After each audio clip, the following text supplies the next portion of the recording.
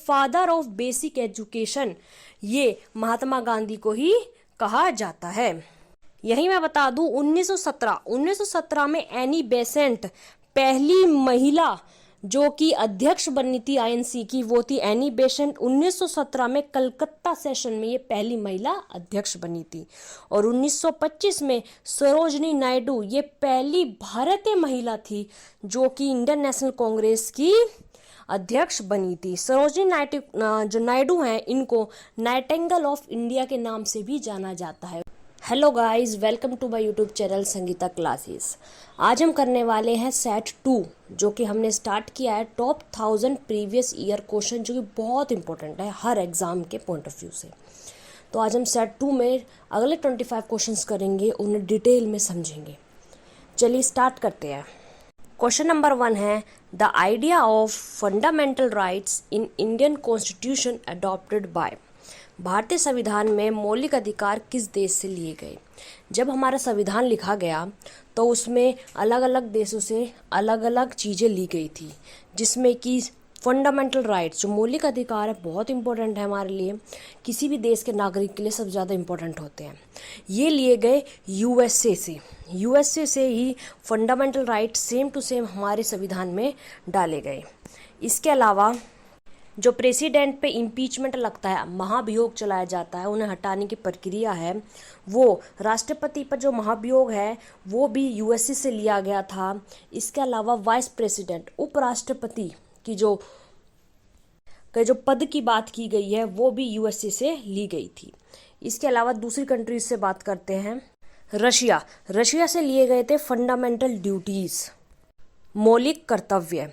और इसके अलावा हमारी जो प्रस्तावना है, प्रेम्बल है, उसमें जस्टिस की बात की गई है, न्याय की बात की गई, वो भी रशिया से लिए गए थे। इसके अलावा ऑप्शन है ब्रिटेन से हमने बहुत सारी चीज़ें ली हैं, जिसमें मोस्ट इंपॉर्टेंट आता है सिंगल सिटीजनशिप, एकल नागरिकता। यानी कि सिर्फ हमारे देश का अगर कोई यहाँ की नागरिकता लेता है, भारतीय नागरिक है, तो वो किसी और देश की नागरिकता नहीं ले सकता, सिंगल सिटीजनशिप। उसके अलावा ब्रिटेन से बाइकैमरलिज्म लिया गया। बाइकैमरलिज्म क्या होता है? ये होता है द्विशासन प्रणाली। जैसे कि हमारे सेंटर है उस पे हमारी गवर्नमेंट है, केंद्र में गवर्नमेंट है, हमारे राज्यों में गवर्नमेंट होती है, तो ये द्विशासन प्रणाली ये भी ब्रिटेन से ली गई। उसके अलावा आयरलैंड से हमने लिए DPSP, directive principle states policy. इसके अलावा कुछ और इम्पोर्टेंट हैं जो मैंने यहाँ फोटोज़ लगा दी हैं, जिनमें कनाडा, ऑस्ट्रेलिया से हमने सबसे इम्पोर्टेंट लिया कॉन्करेंट लिस्ट। इसे कहते हैं समवर्ती सूची, यानी ऐसे विषय जो कि केंद्र सरकार और राज्य सरकार उन विषयों पर कानून बना सकते हैं, उसे कहते हैं कॉन्करेंट लिस्ट, यानी कि समवर्ती सूची। ये पूछी जाती है। ऑस्ट्रेलिया से ही हमने जॉइंट सीटिंग की बात की, यानी लोकसभा राज्यसभा जब मिलकर कोई भी जॉइंट सीटिंग करती है तो वो ऑस्ट्रेलिया से ली गई। इसके अलावा फ्रांस से हमने रिपब्लिक की बात की। ऐसे ही ये सारे इंपॉर्टेंट हैं, इन्हें आप रीड करना, और ये आपके पेपर में बहुत ज़्यादा पूछे जाते हैं। Next question, who was the first chief justice of free India? आज़ाद भारत के पहले मुख्य न्यायाधीश कौन थे? ये थे एच.जे. कानिया। जब हमारा देश आज़ाद हुआ तो जो मुख्य न्यायाधीश बनाए गए पहले वो थे एच.जे. कानिया। ठीक है। इसके अलावा आपसे यहाँ क्वेश्चन पूछे जाते हैं कि हमारा जो सुप्रीम कोर्ट है, सर्वोच्च न्यायालय है, वो सबसे पहले किस राज्य में बना था? तो ये कलकत्ता में बनाया गया था 1773 में, और एक्ट था 1774 का। ठीक है, जिसमें पहली जो हमारे न्यायाधीश बने थे उस टाइम पे कलकत्ता में, वो थी इलिजा इम्फे। ये भी क्वेश्चन आया है। लेकिन अगर आपसे पूछ ले कि पहली महिला बता दीजिए जो कि सर्वोच्च न्यायालय में न्यायाधीश बनी है, वो थी फातिमा बीबी। वहीं एक हाई कोर्ट यानी कि उच्च न्यायालय में पहली महिला न्यायाधीश जो बनी वो थी लीला सेठ, ये दिल्ली हाई कोर्ट की बनी थी। तो ये चारों ही क्वेश्चन बहुत इंपॉर्टेंट हैं। आगे बढ़ने से पहले बस ये कहना है कि अगर आपको ये नॉलेज अच्छी लग रही है और मैं आने वाले टाइम में ऐसी वीडियो बनाती रहूँ, तो चैनल को सब्सक्राइब करना और लाइक करना बिल्कुल ना भूलें, और शेयर करें ताकि ज़्यादा से ज़्यादा लोगों को ये जानकारियाँ मिल सकें। चलिए आगे चलते हैं। थर्ड क्वेश्चन है, Goa was captured by Portuguese in, Goa पर पुर्तगालियों द्वारा कब कब्जा किया गया? ये किया गया 1510 में। ये पूछा जाता है क्वेश्चन कि सबसे पहले कौन भारत पे आए थे, तो ये पुर्तगाली आए थे। जो अंग्रेज थे, ब्रिटिशर्स थे, उनसे पहले सबसे पहले पुर्तगाली आए थे और सबसे बाद में भी पुर्तगाली गए थे। ये क्वेश्चन आता है। तो पुर्तगाली 1510 में उन्होंने गोवा पे कैप्चर किया था।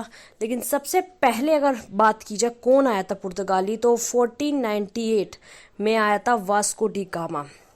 ये कालीकट पोर्ट पे आया था। ये कालीकट पोर्ट जो है ये केरला में पड़ता है और यहाँ एक राजा था जैमुरीन करके, उसने इसको काफ़ी वेलकम किया था। ये चीज़ें भी पूछी गई हैं। इसके बाद अगर बात कर पुर्तगालियों की ही, तो पहला गवर्नर जो पुर्तगालियों का आया था वो कौन था, ये पूछा जाता है। ये आया था 1505 में, डी अल्मीडा। ये क्वेश्चन आता है। और इसने ब्लू वाटर पॉलिसी भी बनाई थी। ये क्या होता है ब्लू वाटर पॉलिसी? और जो तंबाकू होता है, टोबैको होता है, तंबाकू का जो उत्पादन है, ये भी हमारे देश में पुर्तगालियों ने ही शुरू किया था। ठीक है। इसके बाद 1510 में ये अल्फेंजो डी अल्बुर्क करके एक पुर्तगाली था जो कि इनका गवर्नर बना था। इसने 1510 में गोवा को कैप्चर कर लिया था।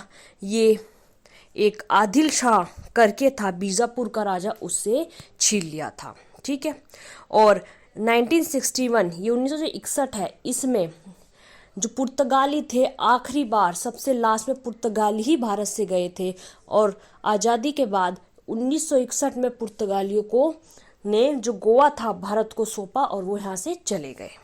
अगर आपको ये सब इन्फॉर्मेशन बहुत अच्छी लग रही है, इन्फॉर्मेटिव लग रही है, तो चैनल को लाइक और सब्सक्राइब करना बिल्कुल ना भूलें, क्योंकि ये बहुत मेहनत से ये इन्फॉर्मेशन इकट्ठी करी जाती है और ताकि आपको कहीं से भी इन्हें ढूंढना ना पड़े। ठीक है। तो प्लीज़ सब्सक्राइब एंड शेयर जरूर करना। नेक्स्ट क्वेश्चन चलते हैं।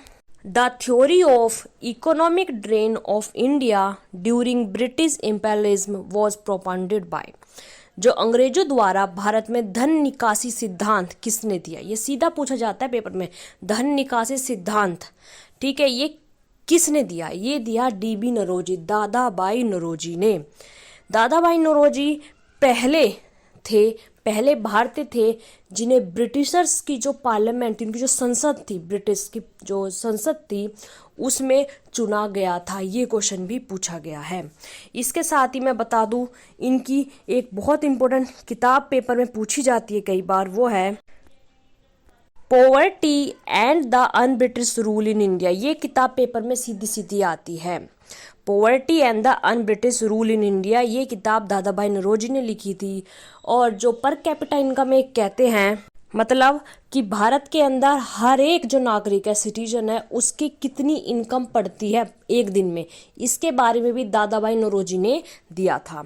इसके साथ ऑप्शंस बता दो, जैसे कि जवाहरलाल नेहरू है, इनकी इंपॉर्टेंट बुक है एक द डिस्कवरी ऑफ इंडिया। ये जवाहरलाल नेहरू की बहुत इंपॉर्टेंट बुक है। महात्मा गांधी की बुक का नाम अगर बताऊं तो हिंद स्वराज, ये पेपर में आई है। द एक्सपेरिमेंट विद ट्रूथ, ये जो बुक है ये भी महात्मा गांधी की किताब है, ये भी पेपर में पूछी जाती है। Next question, who killed 9th Sikh Guru Tegh Bahadur? जो सिख समुदाय होता है उनके गुरु बने थे, उसमें 9वें गुरु थे गुरु तेग बहादुर। उनको किसने मारा था? ये मारा था औरंगजेब ने। औरंगजेब के बारे में बता दूं, इनका दूसरा नाम आलमगीर प्रथम भी इन्हें कहा जाता है। और ये इनके वक्त में, औरंगजेब के वक्त में क्लासिकल बुक्स जो होती थी वो बहुत ज़्यादा मात्रा में लिखी गई। और एक क्वेश्चन आता है कि सबसे बड़ा एम्पायर या कहो तो सबसे बड़ा साम्राज्य, फैला हुआ साम्राज्य किस मुगल का था? तो ये औरंगजेब का ही था। इसके अलावा ऑप्शंस में बात करें तो शाहजहां का नाम खुर्रम था, जो असली नाम था खुर्रम था। इनके टाइम पे ताजमहल बना था, जो कि जिनके आर्किटेक्ट यानी किसने बनवाया था वो पूछा जाता है, वो था उस्ताद अहमद लाहौरी। ये पेपर में आता है क्वेश्चन। इसके अलावा जहांगीर की बात करें तो जहांगीर जो थे, इन्होंने पांचवा जो सिख गुरु थे अर्जुन देव, उनको मरवाया था, जो कि अर्जुन देव थे, उन्होंने गोल्डन टेम्पल बनवाया था, जो कि अमृतसर पंजाब में मौजूद है। तो 9वें सिख गुरु तेग बहादुर को औरंगजेब ने मरवाया और 5वें सिख गुरु अर्जुन देव को जहांगीर ने मरवाया था। ये क्वेश्चन पेपर में आते हैं। Question number 6 is which country shares the largest international land boundary with India. कौन सा देश भारत के साथ सबसे बड़ी सीमा साझा करता है। ये जो सीमा है इंटरनेशनल बाउंड्री, ये बांग्लादेश करता है, ठीक है। और सबसे छोटी जो सीमा साझा करता है वो करता है अफगानिस्तान। एक क्वेश्चन आता है कि बांग्लादेश से भारत का कौन सा राज्य है जो सबसे ज़्यादा सीमा साझा करता है। वो है वेस्ट बंगाल। ये क्वेश्चन भी पेपर में आया हुआ है। बांग्लादेश के बाद चाइना, चाइना के बाद पाकिस्तान ऐसे हैं जो कि भारत के साथ सीमा साझा करते हैं। Next question is which gas filled in aeroplane tyres. जो हवाई जहाज जो होते हैं उसके जो टायर होते हैं, पहिए होते हैं, उनमें कौन सी गैस भरी होती है। ये होती है हीलियम। हीलियम गैस जो एरोप्लेन के टायर उसमें भरी होती है। इसके अलावा जो सूरज होता है, हमारा सन होता है, उसके सबसे बीच में सबसे ज़्यादा हीलियम गैस भरी होती है। यहीं पे मैं बता दूं नाइट्रोजन से रिलेटेड क्वेश्चन आता है कि जो बल्ब होते हैं हमारे जो घरों में लगे होते हैं उनमें नाइट्रोजन गैस भरी होती है। नाइट्रोजन अगर ऑप्शन में ना है तो आर्गन गैस। और ये इस टाइप के सारे क्वेश्चंस मैंने आपको जो मैंने साइंस वाली सीरीज चलाई है उसमें सब डिटेल में बताए हैं और उनसे रिलेटेड हर एक फैक्ट बताया है।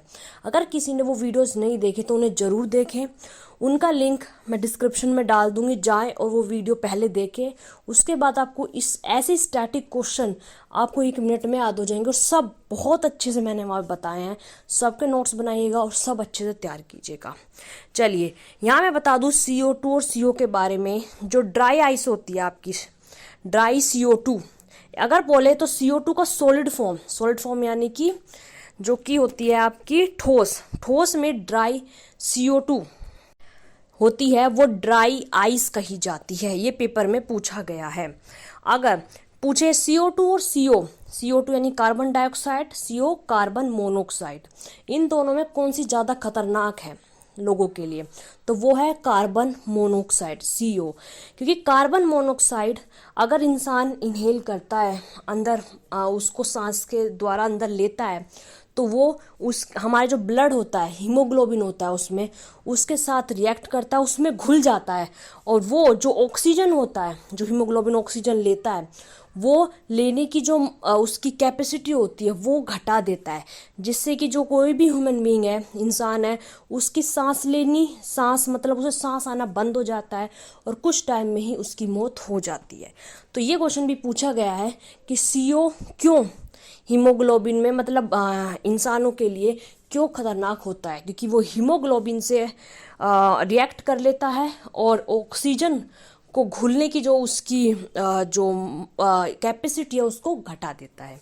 Next question, in which of the atmospheric layer ozone is found.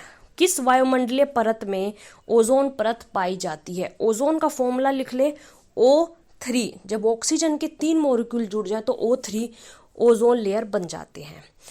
Ozone का काम हमारा होता है जो भी सूर्य से जो भी अल्ट्रावायलेट रेज आती हैं, जो कि बहुत ज़्यादा पराबैंगनी जो किरणें आती हैं, जो कि बहुत हार्मफुल होती हैं, जिससे कि अगर वो हमारे शरीर पे पड़े तो हमें कैंसर या स्किन एलर्जी ये सब होने की बीमारियां हो जाती हैं, तो उनसे बचाती है ओजोन लेयर। तो यहाँ पे क्वेश्चन है कि ये कौन से परत में मिलती है। ये मिलती है स्ट्राटोस्फेयर, समताप मंडल में। इसके अलावा मैं आपको बता दूं कि यहाँ पर जो बाकी के ऑप्शन है, सबसे नीचे मिलती है टोफोस्फेयर। ये टोफोस्फेयर जो होती है ये होती है आपकी क्षोभ मंडल। यहाँ पे हमारा वेदर होता है, वेदर मतलब हमारा मौसम, जो हवाएं चल रही है, ठंडी गर्मी जो भी है, हम टोफोस्फेयर में होते हैं। टोफोस्फेयर से ऊपर होता है स्ट्राटोस्फेयर, समताप मंडल। यहाँ पे मैंने बता दिया आपको, यहाँ ओजोन लेयर मिलती है। और यहाँ बता दूं जो ओजोन है ये जो नापी जाती है ये डॉबसन में नापी जाती है। डॉबसन इसकी यूनिट है, इकाई है। ये पेपर में आता है DOBS1 डॉबसन, ठीक है। स्ट्राटोस्फेयर के बाद आता है मिसोस्फेयर।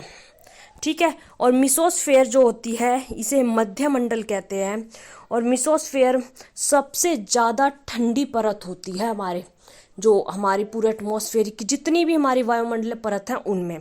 उसके ऊपर आती है आयोनोस्फेयर। ठीक है। आयोनोस्फेयर में क्या होता है कि इसमें आयंस होते हैं। तो इसी वजह से यहाँ पे जो भी हमारे रेडियो वगैरह, हम जैसे रेडियो चलाते हैं, मोबाइल चलाते हैं, इनकी जो भी वेव्स निकलती हैं, जो भी इनसे जो भी लहरें निकलती हैं, वो आयनोस्फीयर आयन मंडल में जाकर टकरा के वापस आती हैं। तो ये क्वेश्चन पूछा गया है कि रेडियो वेव्स हमें कहाँ मिलती हैं, तो ये आयनोस्फीयर में मिलती हैं। Next question is which article in Indian constitution contains untouchability, छुआछूत, ये किस अनुच्छेद में बताया गया है? ये आर्टिकल 17 होता है, 17 आर्टिकल। ठीक है। इसी में मैं बता दूं आर्टिकल 18 ये टाइटल्स के लिए होता है, उपाधि, कि कोई भी इंसान उपाधि का उपयोग नहीं कर सकता। मतलब अगर किसी को भारत रत्न मिला है तो हम उसे ऐसे नहीं कहेंगे भारत रत्न सर्वपल्ली राधाकृष्णन है, नहीं, सर्वपल्ली राधाकृष्णन ही उनका नाम होगा। वो अपने नाम के आगे उन टाइटल्स का यूज नहीं कर सकते। ये आर्टिकल 18 में है और ये भी पूछे गए हैं। इसके अलावा आर्टिकल 19 में हमारी आज़ादी के रिलेटेड सारे राइट दी गए हैं। राइट टू फ्रीडम, कैसे हमें रहना, इसी में राइट टू स्पीच, कैसे बोलना है, हम कहाँ रह सकते हैं, क्या कर सकते हैं, सब चीज़ की आज़ादी आर्टिकल 19 में हमें दी गई है। वहीं आर्टिकल 32 होता है राइट टू कॉन्स्टिट्यूशनल रेमेडीज़, यानी कि ये आर्टिकल बहुत इंपॉर्टेंट है। ये सारे जो आर्टिकल हैं आपके जितने भी आर्टिकल 11 to 35, अनुच्छेद 11 से लेकर अनुच्छेद 25 तक, जो कि हमारी फंडामेंटल राइट्स को बताते हैं, यानी कि मौलिक अधिकारों को बताते हैं, उनमें आर्टिकल 32 जो है, 32 जो है अनुच्छेद, ये सबकी सुरक्षा करता है। इसमें क्या है कि अगर कोई किसी का भी मौलिक अधिकार को रोका जा रहा है, गलत यूज किया जा रहा है, उसे जीने मतलब उसे नहीं यूज किया जाने दे रहा, तो वो सुप्रीम कोर्ट, सर्वोच्च न्यायालय में जा सकता है, जो कि अनुच्छेद 226 के तहत जाके वहां पे सीधा कह सकता है कि मेरे मौलिक अधिकारों का हनन किया जा रहा है। चलिए नेक्स्ट क्वेश्चन पे चलते हैं। Methane gas is also known as, methane gas को किस और नाम से जाना जाता है? ये है मार्श गैस, इसे मार्श गैस कहते हैं। और जो मार्श गैस है ये क्योंकि कोयल माइंस वगैरह में ये मिलती है, जब कोयला की खदानें जो होती हैं उनमें इन्हें ये मिलती है, इसलिए इसे मार्स गैस बोला जाता है। इसके अलावा जैसे वाटर गैस है, वाटर गैस आपसे पूछी जाती है सीधा, वाटर गैस का फॉर्मूला बताया, इसमें कौन सी गैस होती है? तो इसमें होती है carbon monoxide plus hydrogen gas, CO plus H2। ये नोट करना, नोट्स बनाना, क्योंकि ये सीधा सीधा पेपर में पूछी जाती हैं। यहीं पे प्रोड्यूसर गैस है, वो होती है carbon monoxide plus hydrogen plus nitrogen gas, यानी कि CO plus H2 plus N2। ये क्या होती है? जो हमारे इंडस्ट्रियल फ्यूल के रूप में प्रोड्यूसर गैस यूज होती है। इंडस्ट्रियल फ्यूल का मतलब है जो भी औद्योगिक ईंधन होते हैं उसके रूप में प्रोड्यूसर गैस को यूज किया जाता है, और ये भी पूछी जाती है। ठीक है, नेक्स्ट क्वेश्चन पे चलते हैं। Who of the following invented pH scale? pH scale किसने इन्वेंट की थी? ये आंसर है सोरेनसन ने। सोरेनसन एक साइंटिस्ट थे। pH स्केल क्या बताती है? pH स्केल बताती है, उसमें 0 से लेकर 14 तक एक स्केल बनी है, जिसमें 0 से 7 तक एसिड यानी कि अम्ल बताया गया है कि कौन सी चीज़ एसिड है, कौन सी चीज़ अम्ल है, वो चीज़ बताती है अगर उसकी pH 0 से 7 के बीच है। और अगर 7 से 14 के बीच है तो बताया जाता है वो बेसिक है, यानी वो क्षारीय है। ठीक है। और अगर 7 है तो वो न्यूट्रल है, यानी कि ना वो एसिडिक है ना बेसिक है। न्यूट्रल में हमारा आ जाता है डिस्टिल वाटर, ये सीधा पेपर में पूछा जाता है। ठीक है, कौन डिस्टिल जो वाटर है पीने वाला, ये ना एसिडिक होता है ना क्षारीय होता है। ठीक है, एसिड में हमारे HCl H2SO4 ये सब आ जाते हैं। क्षारीय में हमारे जैसे हम इनो लेते हैं MgCO3, ये पेपर में आता है। ये आपका एक जिसकी 10 pH होती है, ये बेसिक यानी कि क्षारीय की कैटेगरी में आता है। ठीक है, इसके अलावा आपके अल्फ्रेड नोबल हैं। अल्फ्रेड नोबल ने डायनामाइट का आविष्कार किया था। वहीं पे मैं बता दूं जॉर्ज मेंडल, ये इंपॉर्टेंट है, इन्हें फादर ऑफ जेनेटिक्स कहा जाता है। क्योंकि इन्होंने जीन्स की खोज की थी। ठीक है, तो आपका क्वेश्चन का आंसर है सोरेनसन। पीएच स्केल को सोरेनसन ने ढूंढा था। Next question is heaviest metal on earth, सबसे भारी धातु का नाम बताए। ये है ओस्मियम। ओस्मियम हैवीएस्ट मेटल है, धातु है जो कि सबसे भारी है पूरे पृथ्वी पर। ये पेपर में आया है। यही मैं आपको बता दूं सोडियम। सोडियम और एक होता है पोटेशियम के, ये दोनों इतने ज़्यादा रिएक्टिव होते हैं कि ये कहीं भी अगर इन्हें खुला ऐसे कहीं भी एटमॉस्फेयर में रख दें तो ये आग पकड़ लेते हैं। इसलिए सोडियम और पोटेशियम को पानी में रखा जाता है। तो ये क्वेश्चन पूछा गया है। वहीं पे लिथियम, लिथियम सबसे हल्की धातु है दुनिया की, लाइटेस्ट मेटल है। वहीं डायमंड की बात करें तो डायमंड, हीरा जो है ये सबसे ज़्यादा कठोर अधातु है, या सब्सटेंस कह दो, सबसे ज़्यादा जो कि कठोर अधातु है वो डायमंड है पूरी दुनिया में। ठीक है, चलिए नेक्स्ट क्वेश्चन देखते हैं। Name the unit of intensity of sound, ध्वनि को किस में नापा जाता है। ये होती है डॉब्सन, नहीं डेसिबल। डेसिबल जो ध्वनि है उसको डेसिबल में नापा जाता है। इसकी डेसिबल जो होती है ध्वनि, हम जो भी एक मनुष्य है वो 20 हर्ट्ज से लेकर 20,000 हर्ट्ज तक आवाज़ सुन सकता है। अगर इसके बीच की फ्रीक्वेंसी की कोई आवाज़ है, फ्रीक्वेंसी यानी कि आवर्ती के बीच की आवाज़ है तो इंसान सुन सकता है। अगर 20,000 हर्ट्ज से कम की आवाज़ है तो उसे कुछ जानवर जैसे कि व्हेल है, व्हेल मछली, वो सुन सकती है।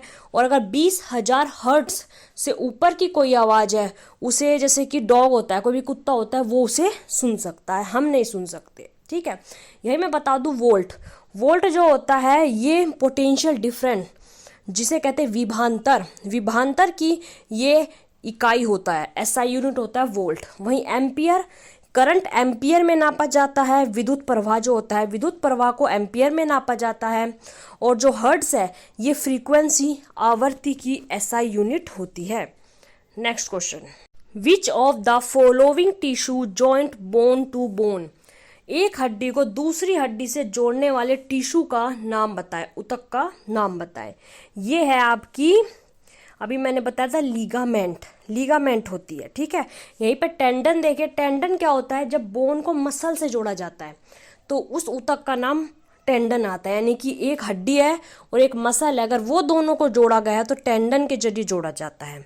यहीं पे देखिए ऑप्शन फीमर, फीमर हमारे शरीर की सबसे बड़ी हड्डी होती है, बोन होती है। ये थाई में मिलती है, जांग में हमारी मिलती है। वहीं होती है स्टेप्स, ये हमारे शरीर की सबसे छोटी हड्डी होती है, ये कान में मिलती है, हमारे ईयर में, स्टेप्स करके इसका नाम होता है। नेक्स्ट क्वेश्चन पे चलते हैं। Which of the following known as wisest fool is sultan of Delhi सल्तनत, दिल्ली सल्तनत के किस सुल्तान को बुद्धिमान मूर्ख राजा कहा जाता है। ये वो सुल्तान है जो सबसे ज़्यादा पढ़ा लिखा सुल्तान था दिल्ली सल्तनत का, लेकिन इसने ऐसी ऐसी पॉलिसीज इस्तेमाल की कि वो सब की सब फेल हो गई, कोई भी चल नहीं पाई। इसलिए ये पढ़ा लिखा तो, बुद्धिमान तो बहुत था, लेकिन इसलिए इसे मूर्ख कहा गया क्योंकि इसकी सारी पॉलिसीज की वजह से इसका जो शासनकाल था वो उसमें कुछ भी अच्छा नहीं हुआ। और ये थे मोहम्मद बिन तुगलक। ठीक है, इसके बाद जैसे इल्तुतमिश आते हैं। इल्तुतमिश, इसने 2 तरह के सिक्के जारी किए थे, जीतल और टका नाम के। वहीं इक्ता सिस्टम एक कहा जाता है। इक्ता सिस्टम क्या होता था कि जब जो जमीन होती थी उसको दे दिया जाता था किसी को किराए पर और उसके बदले पैसे लिए जाते थे, तो ये इक्ता सिस्टम इल्तुतमिश ने शुरू किया था। वहीं इल्तुतमिश में एक चहलगानी जिसमें कि 40 लोग हुआ करते थे इकट्ठा और उनका एक ग्रुप बनाया था, ये भी इल्तुतमिश ने शुरू किया था। ठीक है, और इसके बाद इब्राहिम लोदी, इब्राहिम लोदी दिल्ली सल्तनत का आखिरी शासक था। इसे हरा के जो बाबर था उसने मुगल साम्राज्य की नींव डाली थी।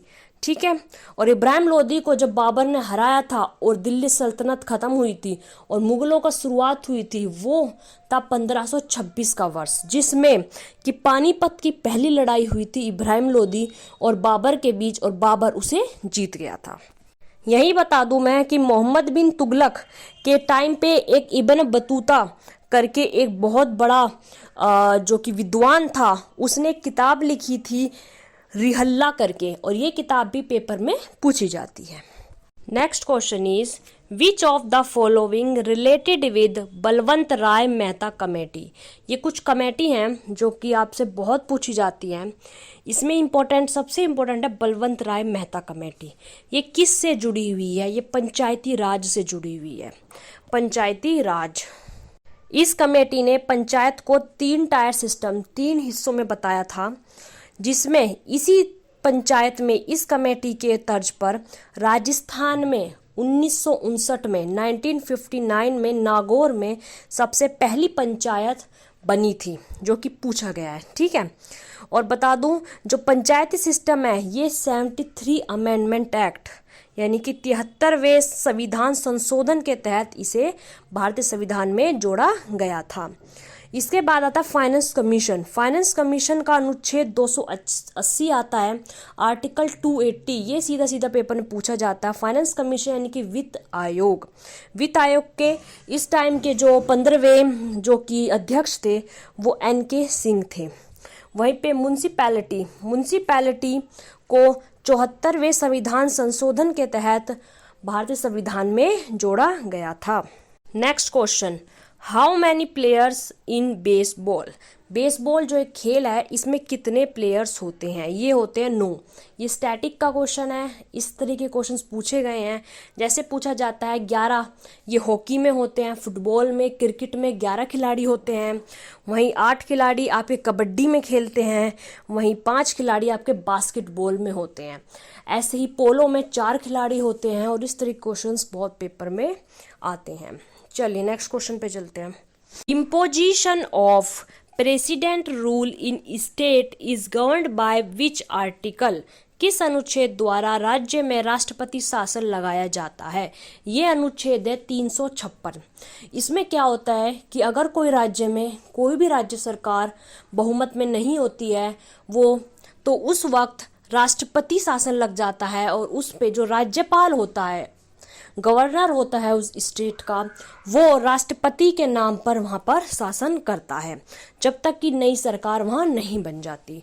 यहीं पे आर्टिकल 352 है जो कि नेशनल इमरजेंसी को बताता है। नेशनल इमरजेंसी है यानी कि आपका राष्ट्रीय आपातकाल, ये 1975 में पहली बार लगा था। ठीक है, और आर्टिकल 360 ये आपका इकोनॉमिक इमरजेंसी को बताता है, यानी आर्थिक आपातकाल, यानी कि अगर पैसे की कमी हो तो ये लगता है देश पे, लेकिन ये आज तक भारत में कभी नहीं लगा है। वहीं आर्टिकल 370 ये जम्मू कश्मीर में कुछ स्पेशल वहाँ की शक्तियाँ थी, पावर्स थी जो लोगों को दी गई थी, और ये अब नहीं है। ठीक है, ये लागू नहीं है। नेक्स्ट क्वेश्चन पर चलते हैं। World water day observed on. ठीक है, विश्व जल दिवस ये कब मनाया जाता है? प्रतिवर्ष ये मनाया जाता है 22 मार्च को, और ये पेपर में बहुत आता है। इसकी 2022 की अभी की मैं इसकी लाइन बता देती हूँ। जो इसका विषय है वो है ground water making the invisible visible. ठीक है, इसके अलावा दूसरे ऑप्शंस हैं 22 अप्रैल। 22 अप्रैल में वर्ल्ड अर्थ डे यानी कि विश्व पृथ्वी दिवस मनाया जाता है। वहीं 5 जून को वर्ल्ड इन्वायरमेंट डे मनाया जाता है, विश्व पर्यावरण दिवस, जो कि बहुत इंपॉर्टेंट है। और 6 नवंबर को वर्ल्ड वाइल्ड लाइफ डे मनाया जाता है। ठीक है, next question is which acid present in lemon. नींबू में कौन सा अम्ल मौजूद होता है? ये है सिट्रिक एसिड, सिट्रिक अम्ल।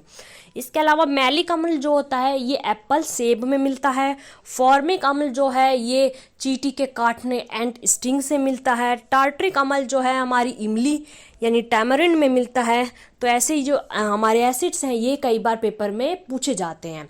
जैसे कि एसिटिक एसिड है ये आपके विनीगर, सिरके में मिलता है। और इस टाइप के क्वेश्चंस मैंने उस सीरीज़ में कराए हैं जो मैंने पहली वीडियोस बनाई हैं, तो आप उसको जरूर देखें।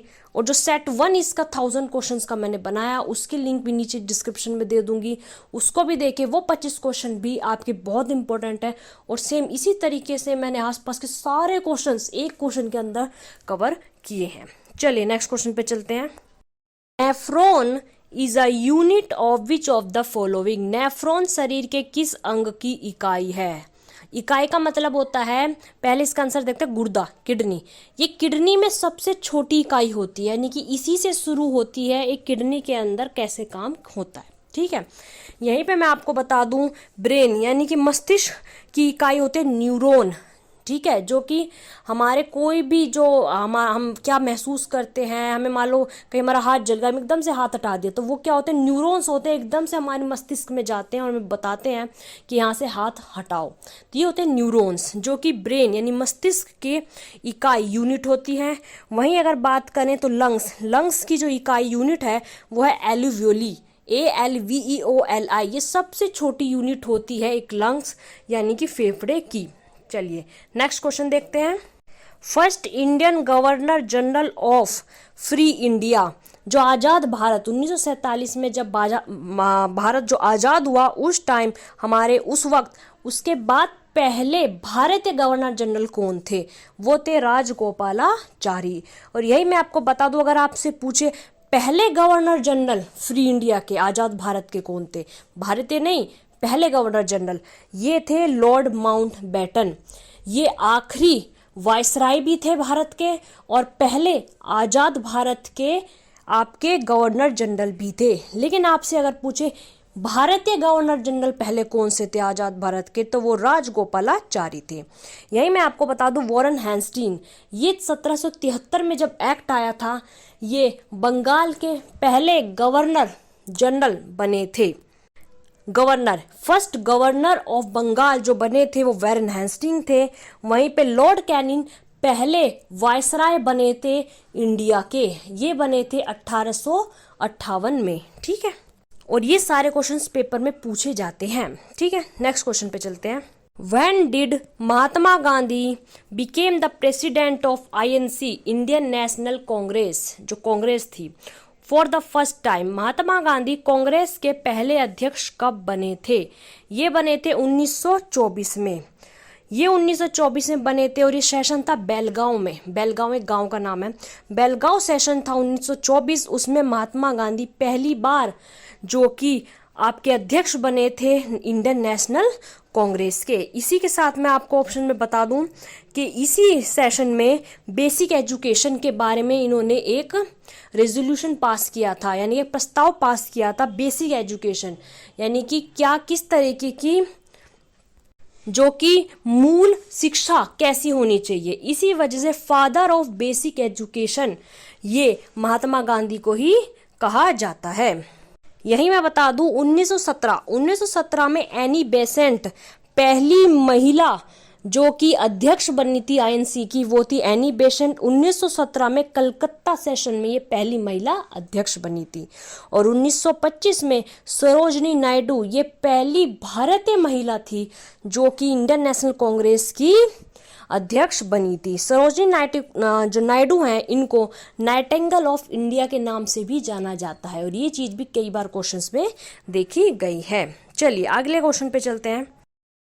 Name the site of Harappa civilisation known as mound of death.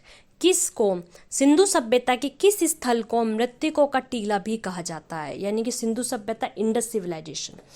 Indus civilisation को हड़प्पा सिविलाइजेशन भी कहते हैं क्योंकि हड़प्पा इसमें सबसे पहले 1922 में ढूंढी गई थी। ठीक है, इस क्वेश्चन का आंसर है मोहनजोदारो। ये जो साइट है मोहनजोदारो, ये आधी पाकिस्तान में है और आधी भारत में पड़ती है। ठीक है, और यहीं पे मैं आपको इंपॉर्टेंट क्वेश्चन बता दूं, कालीबंगन, जो कालीबंगन है ये चूड़ियों के लिए फेमस है और ये राजस्थान में मिलती है जगह। ये साइट सीधा पूछा जाते कहाँ है, तो राजस्थान में ये मिलती है।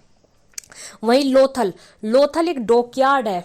ठीक है, यानी कि जहाँ ये जो जहाज वहाज होते थे पानी के, ये रुका करते थे और ये गुजरात में मिलती है। और ये भोगवा नदी, साबरमती जो नदी है उसकी एक ट्रिब्यूटरी है, वो है भोगवा नदी, उस पे ये है। और बता दो, ये क्वेश्चन पूछा गया है, एक बार एमटीएस में भी आया था कि लोथल किस नदी पर मिलता है, तो साबरमती नदी वहां पर ऑप्शन में था। ठीक है, चलिए नेक्स्ट क्वेश्चन पे चलते हैं। Where did the headquarter of UNDP situated. UNDP का मुख्यालय कहाँ पर स्थित है? यूएनडीपी की फुल फॉर्म पहले सुने, यूनाइटेड नेशन डेवलपमेंट प्रोग्राम, यानी कि संयुक्त राष्ट्र विकास कार्यक्रम। इसका जो कि हेडक्वार्टर है ये न्यूयॉर्क में है, न्यूयॉर्क, ठीक है। और ये पेपर में कई बार आता है, पूछा गया है, ठीक है। और ये 1972 में बना था, ठीक है। नेक्स्ट क्वेश्चन, यूएनईपी जैसे कि होता है यूनाइटेड नेशन एनवायरनमेंट प्रोग्राम, यानी आपका संयुक्त राष्ट्र पर्यावरण कार्यक्रम। इसका हेडक्वार्टर नैरोबी, कीनिया की जो राजधानी है नैरोबी, कीनिया, उसमें इसका हेडक्वार्टर मिलता है। और यहीं पे मैं बता दूं, जेनेवा के अंदर वर्ल्ड ट्रेड ऑर्गेनाइजेशन, विश्व व्यापार संगठन का हेडक्वार्टर है। और जेनेवा जो स्विट्जरलैंड में पड़ता है, इसमें बहुत सारे हेडक्वार्टर मिलते हैं। यहाँ पर WTO का है, यहाँ पे WHO का है, यानी कि विश्व स्वास्थ्य संगठन का हेडक्वार्टर है। यहीं पे आपका ILO यानी कि इंटरनेशनल लेबर ऑर्गेनाइजेशन, अंतर्राष्ट्रीय श्रम संगठन का भी हेडक्वार्टर जेनेवा में पड़ता है। तो यहीं पे हम इस सेट को पूरा करते हैं और आने वाले सेट में हम बाकी क्वेश्चंस भी कंप्लीट करेंगे। और आप इसका पुराने सेट जरूर देखें, और ये क्वेश्चंस आपको बहुत सीधा सीधा आपको ये पेपर में देखने को मिलेंगे, ठीक है। और साइंस की सीरीज़ के जो हमने सेट बनाए हैं उसको भी जरूर देखें प्लेलिस्ट में, वहाँ से आपके साइंस फिजिक्स के सारे स्टैटिक क्वेश्चंस कवर हो जाएंगे और आपको किसी भी तरीके की दिक्कत नहीं होगी, और आपको कहीं से भी अलग अलग किताबों से अलग अलग जगह से पढ़ने की ज़रूरत नहीं पड़ेगी। तो आने वाले सेट के लिए तैयार रहें, नोट्स बनाएं, रिवाइज करें और अच्छे से तैयारी करें। All the best.